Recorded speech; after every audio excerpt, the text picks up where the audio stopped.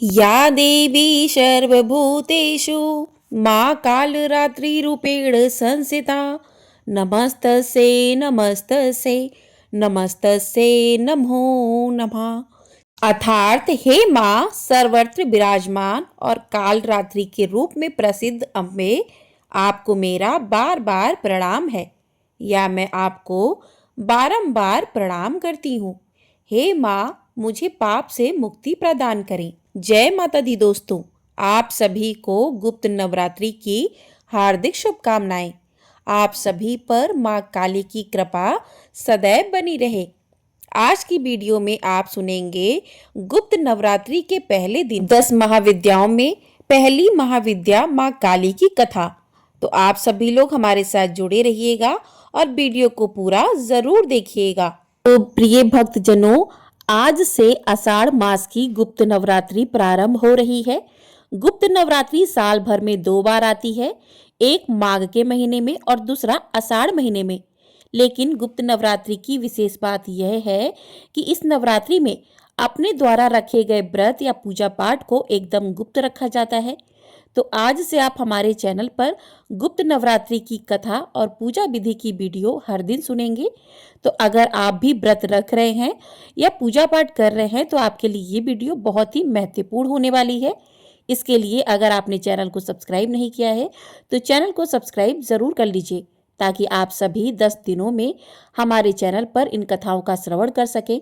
आज गुप्त नवरात्रि के पहले दिन माँ भगवती के 9 स्वरूपों में से प्रथम स्वरूप माँ शैलपुत्री की पूजा और 10 महाविद्याओं में से प्रथम महाविद्या माँ काली की पूजा की जाती है। ऐसी मान्यता है कि गुप्त नवरात्रि में अगर पूजा पाठ या उपवास को पूरी तरीके से गुप्त रखा जाए तो सभी सिद्धियों की प्राप्ति के साथ साथ मनोकामनाएं भी शीघ्र पूर्ण होती हैं। एक पौराणिक कथा के अनुसार एक बार ऋषि श्रृंगी अपने भक्तों को दर्शन दे रहे थे कि तभी अचानक से भीड़ में से एक स्त्री निकलकर सामने आई। उस स्त्री ने ऋषि भृंगी से कहा कि हे मुनिवर, मेरे पति हमेशा गलत कर्मों से घिरे रहते हैं, जिस कारण मैं ना तो पूजा पाठ कर पाती हूँ और ना ही धर्म या भक्ति से जुड़ा कोई भी कार्य कर पाती हूँ, लेकिन मैं माँ दुर्गा की उपासना करना चाहती हूँ। तब ऋषि श्रृंगी ने उस महिला से कहा कि चैत्र और शारदीय नवरात्रि के विषय में तो सभी लोग जानते हैं, हालांकि इसके अलावा 2 अन्य नवरात्रि भी होती हैं जिन्हें गुप्त नवरात्रि के नाम से जाना जाता है। श्रृंगी ऋषि ने उस स्त्री को बताया कि जहां प्रकट नवरात्रों में 9 देवियों की उपासना की जाती है, वहीं गुप्त नवरात्रों में 10 महाविद्याओं की साधना की जाती है। धार्मिक मान्यता है कि इन गुप्त नवरात्रि में जो भी भक्त माता दुर्गा की विधि विधान से पूजा करता है, उसके जीवन में सुख समृद्धि सदैव बनी रहती है। श्रृंगी ऋषि ने आगे कहा कि लोभी, कामी, मांसाहारी और पूजा पाठ ना कर सकने वाला भी अगर गुप्त नवरात्रि में माँ की विधि विधान से पूजा करता है तो उसे भी इस जीवन में और कुछ करने की जरूरत नहीं रहती। तब उस स्त्री ने श्रृंगी ऋषि की बातों को पूर्ण श्रद्धा से सुनकर गुप्त नवरात्रि की विधि विधान से पूजा की, जिसके बाद से उनके जीवन में सुख शांति आ गई और उसका पति भी गलत रास्ते से सही रास्ते पर लौट आया और वह भी अपनी पत्नी के साथ पूजा पाठ और धार्मिक भक्ति से जुड़े हुए पुण्य कार्य करने लगा। तो ऐसी है गुप्त नवरात्रि की महिमा। इस नवरात्रि में माता रानी की पूजा करने वाला इसे ना तो किसी को बताता है और ना ही इसमें किसी की सहायता ली जाती है। इसी कारण माता रानी की पूजा का फल भी अधिक प्राप्त होता है, मन चाहे मनोकामना पूर्ण होती है और सबसे खास बात यह है कि प्रत्येक महाविद्या अपने स्वरूप के अनुसार अपने भक्तों को फल भी प्रदान करती है। लेकिन गुप्त नवरात्रि में एक महाविद्या ऐसी भी है जिनकी पूजा सुहागिन महिलाओं को नहीं करनी चाहिए। वह है महाविद्या माँ धूमावती, जिसके बारे में आपको हमारे चैनल पर आगे आने वाली वीडियोस में बताया जाएगा। गुप्त नवरात्रि के पहले दिन महाविद्या माँ काली की पूजा की जाती है, दूसरे दिन महाविद्या तारा, तीसरे दिन महाविद्या त्रिपुर सुंदरी, चौथे दिन महाविद्या भुवनेश्वरी, 5वें दिन महाविद्या माँ छिन्नमस्ता, 6वें दिन महाविद्या माँ त्रिपुर भैरवी, 7वें दिन महाविद्या माँ धूमावती, 8वें दिन महाविद्या माँ बंगलामुखी, 9वें दिन महाविद्या माँ मातंगी और 10वें दिन महाविद्या कमला देवी की पूजा की जाती है। पहले दिन कलश स्थापना की जाती है और कलश स्थापना करना सभी के लिए आवश्यक नहीं है। जो लोग कलश स्थापना करने में असमर्थ हैं, क्योंकि जब कलश स्थापना की जाती है तो ऐसे में आपके घर पर आने वाले लोगों को आपके द्वारा रखे गए उपवासों का पता चल सकता है। इसलिए यदि आपके घर में इस तरह की व्यवस्था हो कि कोई भी उस कमरे में ना जाए जहाँ पर आपने कलश स्थापित किया हुआ है, तब तो आप कलश स्थापना कर सकते हैं। नहीं तो आप बिल्कुल साधारण विधि से 10 दिनों में बिना कलश स्थापना के पूजा कर सकते हैं और उपवास भी रख सकते हैं। अब आपको सुनाते हैं महाविद्या माँ काली की कथा, क्योंकि आज गुप्त नवरात्रि के पहले दिन महाविद्या माँ काली की पूजा की जाती है।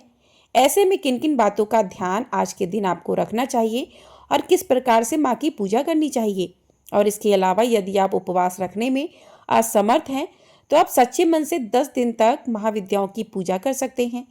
10 महाविद्याओं के अलावा आप माँ भगवती के 9 स्वरूपों की भी पूजा इन दिनों कर सकते हैं। सच्चे मन से की गई पूजा और सुनी गई कथा का पुण्य अवश्य प्राप्त होता है।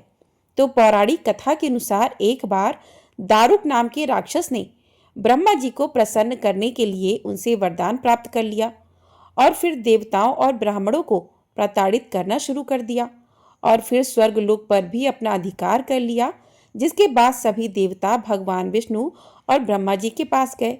ब्रह्मा जी ने सभी देवताओं को बताया कि इस दुष्ट का संहार एक स्त्री ही कर सकती है। जिसके बाद सभी देवता भगवान शिव के पास गए और उन्होंने भगवान शिव को यह बात बताई। जिसके बाद भगवान शिव ने माता पार्वती की ओर देखा। माता पार्वती इस पर मुस्कुराई और अपना एक अंश भगवान शिव में प्रवाहित कर दिया। जिसके बाद भगवान शिव के कंठ से विष से उस अंश ने अपना आकार धारण किया। जिसके बाद भगवान शिव ने अपना तीसरा नेत्र खोल दिया। उनके इस नेत्र से विकराल रूप वाली माँ काली उत्पन्न हुई। माँ काली के ललाट में तीसरा नेत्र और चंद्र रेखा थी। माँ काली के भयंकर और विशाल रूप को देखकर देवता और सिद्ध लोग भागने लगे। जिसके बाद माँ काली का दारुक और उसकी सेना के साथ भयंकर युद्ध हुआ और माँ काली ने सभी का वध कर दिया। लेकिन माँ काली का क्रोध शांत नहीं हुआ था और माँ काली के इस क्रोध से अब संसार भी जलने लगा। जिसके बाद भगवान शिव ने एक बालक का रूप धारण किया और शमशान में लेटकर रोने लगे। जिसके बाद माँ काली उन्हें देखकर मोहित हो गई और तब माँ काली का क्रोध भी शांत हो गया। यदि कोई भक्त गुप्त नवरात्रि के दिनों में माँ काली की पूजा करता है तो उसके ऊपर किसी भी प्रकार की आसुरी शक्ति या कोई भी नकारात्मक शक्ति का असर नहीं होता। माँ काली की पूजा करने वाले व्यक्ति को रूप, यश, जय की प्राप्ति होती है। सभी सांसारिक बाधाएं समाप्त हो जाती हैं। माँ काली ने चंडमुंड का संहार किया था, इसलिए इन्हें चामुंडा के नाम से भी जाना जाता है। माँ काली अपने गले में मुंडमाला धारण करती हैं। इनके एक हाथ में खटक, दूसरे हाथ में त्रिशूल और तीसरे हाथ में कटा हुआ सिर होता है। माँ दुर्गा ने रक्तबीज नाम के असुर का वध करने के लिए काली का अवतार धारण किया था। 10 महाविद्याओं में माँ काली प्रथम देवी हैं। गुप्त नवरात्रि में प्रथम दिन माँ काली की आराधना की जाती है। जो लोग तंत्र शक्तियाँ प्राप्त करना चाहते हैं उन्हें पहले दिन विशेष रूप से माँ काली की पूजा करनी चाहिए। जो लोग अपने शत्रु से बहुत परेशान रहते हैं उन्हें गुप्त नवरात्रि में माँ काली की आराधना करके उपवास भी रखना चाहिए। ऐसा करने से शत्रुओं से मुक्ति मिलती है। माँ काली की पूजा करने से अकाल मृत्यु का भय भी दूर हो जाता है। गुप्त नवरात्रि में 2 तरीके से माँ काली की पूजा की जाती है। जो लोग तंत्र विद्या हासिल करना चाहते हैं वह तो इस दिन माँ काली की तंत्र विद्या द्वारा उपासना करते हैं। कुछ लोग गुप्त नवरात्रि के पहले दिन सामान्य तरीके से माँ काली की आराधना करते हैं, जिससे उनके जीवन के सभी संकट दूर हो जाते हैं। नवरात्रि में पहले दिन सुबह ब्रह्म मुहूर्त में उठकर स्नान करने के बाद साफ स्वच्छ वस्त्र धारण करें। एक साफ चौकी पर पीला या हरे रंग का साफ वस्त्र बिछाकर उसके ऊपर आप घट स्थापना करें। अगर घट स्थापना नहीं करना चाहते हैं तो आप साधारण विधि से भी पूजा कर सकते हैं। अगर चौकी स्थापना करने की जगह नहीं है तो आप जिस मंदिर में नियमित पूजा करते हैं, डेली पूजा करते हैं, वहां पर भी आप पूजा कर सकते हैं। इसके बाद माँ काली की प्रतिमा और भगवान गणेश जी की प्रतिमा की स्थापना करें। सभी पर गंगा जल छिड़कें। धातु की प्रतिमा है तो स्नान कराएं।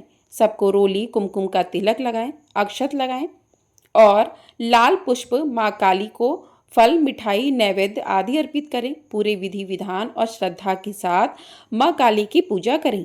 अब माँ काली के समक्ष घी या तिल के तेल का दीपक जलाएं और देवी कवच अर्गला स्रोत का पाठ करें। सबसे अंत में श्री सूक्तम का भी पाठ आज के दिन करना चाहिए।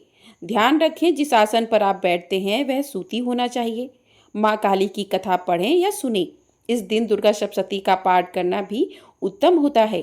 कथा के बाद सबसे अंत में कपूर जलाकर आरती करें और प्रसाद के रूप में माँ काली को मिठाई का भोग लगाएं।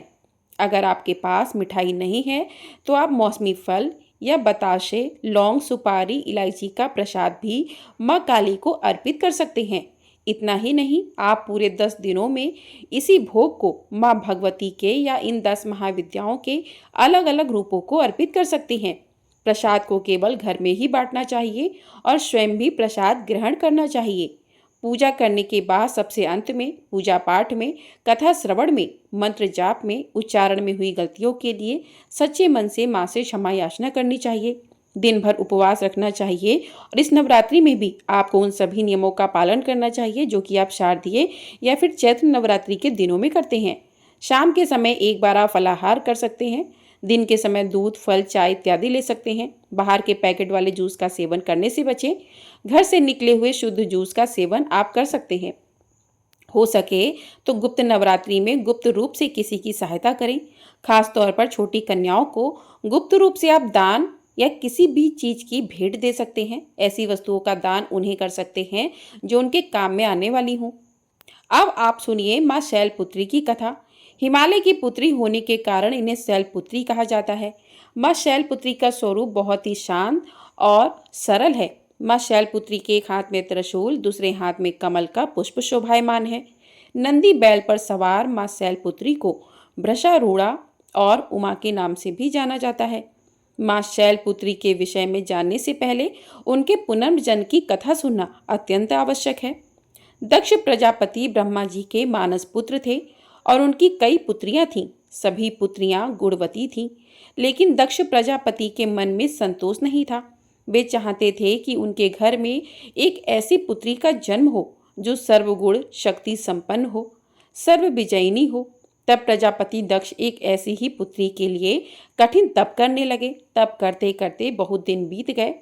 तब भगवती आदि ने प्रकट होकर कहा कि हे राजन, मैं तुम्हारे तप से प्रसन्न हूँ।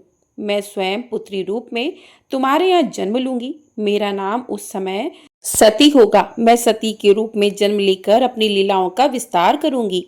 और इस प्रकार भगवती आदि ने सती रूप में दक्ष प्रजापति के यहाँ जन्म लिया। देवी सती प्रजापति दक्ष की सभी पुत्रियों में अलौकिक थी। उन्होंने बचपन में ही कई ऐसे अलौकिक कृत्य कर दिखाए थे जिन्हें देखकर स्वयं दक्ष प्रजापति को भी विस्मय की लहरों में डूब जाना पड़ा था। जब सती विवाह योग्य हो गई तो दक्ष को उनके लिए वर ढूंढने की चिंता हुई। उन्होंने श्री ब्रह्मा जी से परामर्श किया। ब्रह्मा जी ने कहा, देवी सती आद्या का अवतार है और आद्या आदि शक्ति और शिव आदि पुरुष हैं, इसलिए सती के विवाह के लिए शिव ही योग्य और उचित हैं। तब प्रजापति दक्ष ने ब्रह्मा जी की बात मानकर देवी सती का विवाह भगवान शिव के साथ कर दिया। अब देवी सती कैलाश पर्वत में जाकर भगवान शिव के साथ रहने लगी। हालांकि भगवान शिव दक्ष प्रजापति के दामाद थे, फिर भी एक ऐसी घटना घटित हुई जिसके कारण दक्ष के हृदय में भगवान शिव के प्रति बैर और विरोध उत्पन्न हो गया। वह घटना कुछ इस प्रकार की थी कि एक बार श्री ब्रह्मा जी ने धर्म के निरूपण के लिए एक विशाल सभा का आयोजन किया। सभी बड़े बड़े देवता सभा में एकत्रित थे। भगवान शिव भी एक और ध्यान मग्न बैठे हुए थे।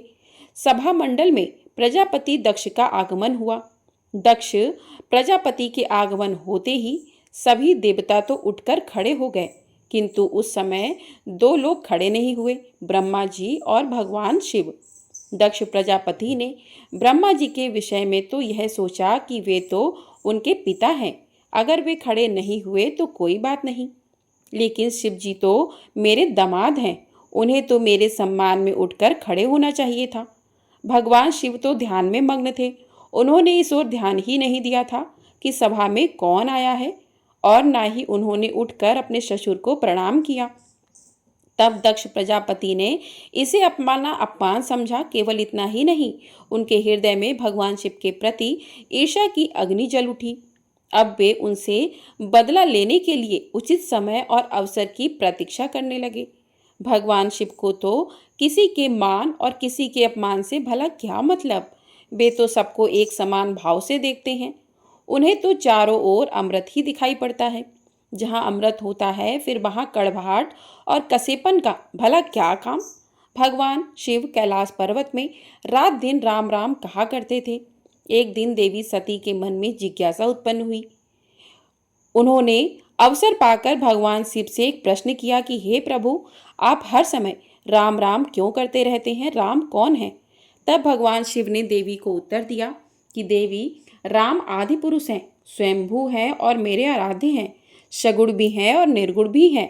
किंतु देवी सती के कंठ के नीचे यह बात नहीं उतरी। वे तो भगवान शिव को ही सर्वोपरि समझती थीं। वे सोचने लगीं कि अयोध्या के राजा दशरथ के पुत्र श्री राम आदि पुरुष के अवतार कैसे हो सकते हैं। वे तो खुद आजकल अपनी पत्नी सीता जी के वियोग में दंडक वन में उन्मुत्तों की तरह विचरण कर रहे हैं। वृक्ष और लताओं से उनका पता पूछते फिर रहे हैं। फिर अगर वे आदि पुरुष के अवतार होते तो क्या इस प्रकार आचरण करते? क्या वे आसानी से सीता जी का पता नहीं लगा लेते, उन्हें पा नहीं लेते?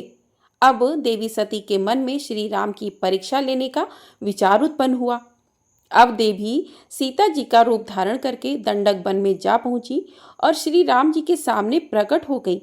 भगवान श्री राम ने सती को देवी सीता के रूप में देखा तो कहने लगे, माते, आप अकेले यहाँ वन में कहाँ घूम रही हैं?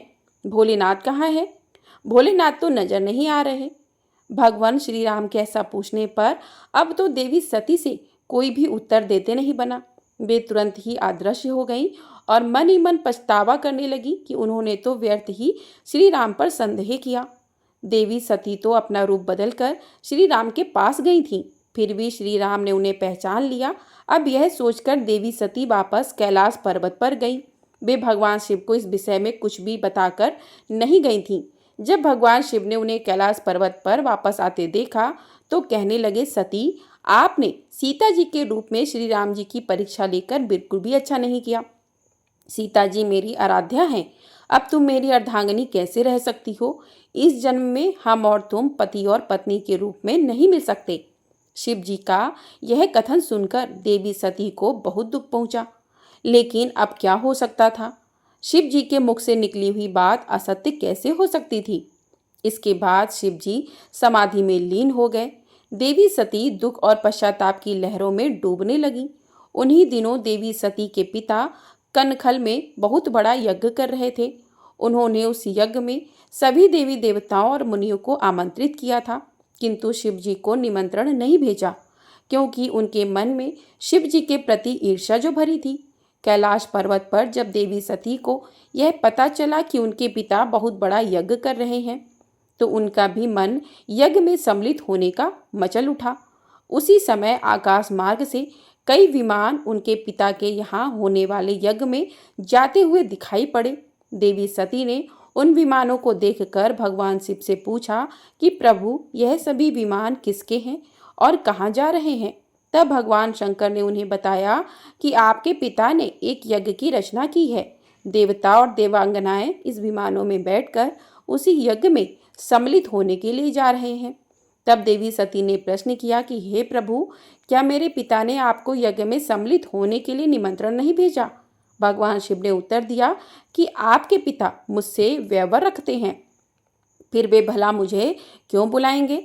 देवी सती ने मन ही मन सोचने लगी, फिर बोली कि हे नाथ, यज्ञ के अवसर पर मेरी बहनें भी जरूर आएंगी। उनसे मिले हुए मुझे बहुत दिन हो गए हैं। अगर आपकी आज्ञा हो, मैं भी अपने पिता के घर जाना चाहती हूँ। यज्ञ में सम्मिलित हो लूँगी और अपनी बहनों से भी मिलने का सुअवसर मिल जाएगा। भगवान शिव ने देवी सती को समझाया कि इस समय वहाँ जाना उचित नहीं होगा। आपके पिता मुझसे बैर भाव रखते हैं, हो सकता है वे आपका भी अपमान करें, और फिर बिना बुलाए किसी के घर जाना ठीक नहीं होगा। किंतु देवी सती अपने मायके जाने के लिए हट करती रहीं, बार बार एक ही बात दोहराती रहीं, और उनकी इच्छा देखकर भगवान शिव ने उन्हें जाने की आज्ञा दे दी। उनके साथ ही अपना एक गढ़ भी भेज दिया जिसका नाम था वीरभद्र। देवी सती वीरभद्र के साथ अपने पिता के घर गईं, किंतु वहां पर किसी ने भी उनसे प्रेम पूर्वक व्यवहार नहीं किया। दक्ष ने भी उन्हें देखकर कहा कि तुम यहाँ पर क्या मेरा अपमान कराने आई हो? अपनी बहनों को तो देखो, वे किस तरह तरह तरह के सुंदर अलंकारों और वस्त्र आभूषणों से सुसज्जित हैं। तुम्हारे शरीर पर तो केवल बाघंबर है। तुम्हारा पति शमशानवासी है और भूतों का नायक है। वो तुम्हें बाघंबर छोड़कर भला और पहना भी कह सकता है। दक्ष के ऐसा कहने से देवी सती के हृदय में पश्चाताप का सागर उमड़ पड़ा। अब वे पश्चाताप करते हुए सोचने लगी कि उन्होंने यहाँ आकर तो बिल्कुल भी अच्छा नहीं किया। भगवान तो ठीक ही कह रहे थे कि बिना बुलाए पिता के घर भी नहीं जाना चाहिए। अब क्या हो सकता है? अब तो मैं आ ही गई हूँ। पिता के कड़वे और अपमानजनक शब्द सुनकर भी देवी सती मौन रहीं। फिर वे उस यज्ञ मंडप में गईं, जहाँ सभी देवता और ऋषि मुनि बैठे हुए थे। यज्ञ कुंड में धू धू करती हुई अग्नि जल रही थी और उस अग्नि में आहुतियां डाली जा रही थी। देवी सती ने यज्ञ मंडप में सभी देवताओं के तो भाग देखे, किंतु भगवान शिव का भाग नहीं देखा। वे भगवान शिव का भाग ना देखकर फिर अपने पिता से बोली कि हे पिताजी, श्रेष्ठ यज्ञ में तो सबके भाग दिखाई पड़ रहे हैं, किंतु कैलाशपति का कोई भाग नहीं। आपने उनका भाग क्यों नहीं दिया? प्रजापति दक्ष ने बड़े गर्व से उन्हें बताया, पुत्री, मैं तुम्हारे पति को देवता नहीं समझता। अरे वह तो भूतों का स्वामी, नग्न रहने वाला और हड्डियों की माला धारण करने वाला है।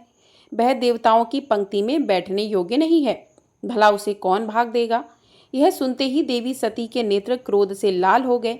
उनकी भौएं टेढ़ी हो गईं और उनका मुखमंडल प्रलय सूर्य की तरह दमक उठा। उन्होंने पीड़ा और अपमान से तिलमिलाते हुए कहा, ओहो, मैं इन शब्दों को कैसे सुन रही हूँ? मुझे धिक्कार है। देवताओं, तुम्हें भी धिक्कार है। तुम भी उन कैलाशपति के लिए इन शब्दों को भला कैसे सुन सकते हो, जो मंगल के प्रतीक हैं और जो क्षण मात्र में संपूर्ण सृष्टि को नष्ट करने की शक्ति रखते हैं। वे मेरे स्वामी हैं। नारी के लिए उसका पति ही स्वर्ग होता है। जो नारी अपने पति के लिए अपमानजनक शब्दों को सुनती है, उसे नरक में जाना पड़ता है। पृथ्वी सुनो, आकाश सुनो और देवता तुम भी सुनो। मेरे पिता ने मेरे स्वामी का अपमान किया है। मैं अब एक क्षण भी जीवित नहीं रहना चाहती। देवी सती अपने इन वचनों को समाप्त करती हुई देखते ही देखते यज्ञ के कुंड में कूद पड़ी। जलती हुई आहुतियों के साथ उनका शरीर भी जलने लगा। यज्ञ मंडप में खलबली हो गई, हाहाकार मच गया। देवता उठकर खड़े हो गए। वीरभद्र यह सब देखकर क्रोध से कांप उठे और वे उछल उछल कर यज्ञ का विध्वंस करने लगे। यज्ञ मंडप में भगदड़ मच गई। देवता और ऋषि मुनि भाग खड़े हुए। वीरभद्र ने देखते ही देखते प्रजापति दक्ष का मस्तक काटकर फेंक दिया और यह समाचार कैलाश पर्वत पर विराजमान भगवान शिव को भी पता चला। सुनते ही वे प्रचंड आंधी की तरह कनखल जा पहुंचे। देवी सती के जले हुए शरीर को देखकर भगवान शिव अपने आप को भी भूल गए। देवी सती के प्रेम और उनकी भक्ति ने भगवान शिव के मन को व्याकुल कर दिया था। उन शंकर जी के मन को व्याकुल कर दिया था जिन्होंने काम पर भी विजय पाई थी और जो सारी सृष्टि को नष्ट करने की क्षमता रखते थे। वे देवी सती के प्रेम में खो गए, बेसुध हो गए। फिर भगवान शिव ने उन्मत्त की तरह देवी सती के जले हुए शरीर को कंधे पर रख लिया और वे सभी दिशाओं में भ्रमण करने लगे। भगवान शिव और देवी सती के इस अलौकिक प्रेम को देखकर पृथ्वी रुक गई, हवा रुक गई, जल का प्रवाह ठहर गया। यहाँ तक कि देवतागण भी अपनी अपनी सांसें थामकर इस भयानक और दारुण दृश्य को देखने लगे। सृष्टि व्याकुल हो गई। सृष्टि के सभी प्राणी त्राहिमाम करने लगे। भयानक संकट उपस्थित देखकर सृष्टि के भगवान श्री हरि आगे बढ़े। वे भगवान शिव की बेसुधी में अपने चक्र से देवी सती के एक एक अंग को काट काट कर गिराने लगे। धरती पर 51 जगह पर देवी सती के अंग कट कर के गिरे। देवी सती के जब सारे अंग कट कर गिर गए तब भगवान शिव पुनः अपने आप में आए। जब वे अपने आप में आए तो पुनः सृष्टि के सारे कार्य चलने लगे। धरती पर जिन 51 स्थानों पर देवी सती के अंग कट कर के गिरे थे, वे स्थान आज शक्तिपीठ के नाम से जाने जाते हैं। आज भी उन स्थानों में देवी सती का पूजन होता है, उपासना की जाती है। इस प्रकार यज्ञ मंडप में अपने शरीर को भस्म करने के बाद देवी सती ने हिमालय के घर पर उनकी पुत्री के रूप में जन्म लिया था। हिमालय अर्थात शैल की पुत्री होने के कारण ही उन्हें अगले जन्म में शैलपुत्री रूप में पूजा जाने लगा। तो प्रेम से बोलिए माँ शैलपुत्री की जय, माँ काली की जय। तो इस प्रकार से गुप्त नवरात्रि के पहले दिन पहली महाविद्या माँ काली की कथा और माँ शैलपुत्री की कथा पूर्ण हुई। आपको ये वीडियो पसंद आई हो, वीडियो को लाइक कर लीजिएगा। चैनल पर नए हैं तो चैनल को सब्सक्राइब भी ज़रूर कर लीजिएगा और कमेंट बॉक्स में माँ काली की जय भी अवश्य लिखिएगा। इसी प्रकार से आपको आने वाले 10 दिनों तक गुप्त नवरात्रि में माँ की 10 महाविद्याओं की कथाएं प्रतिदिन सुनाई जाएंगी। तो आप लोग इन कथाओं को सुनने के लिए चैनल को सब्सक्राइब अवश्य कर लें। प्रेम से बोलिए जय माता दी। प्रेम से बोलिए माँ काली की जय। प्रेम से बोलिए माँ शैलपुत्री माता की जय।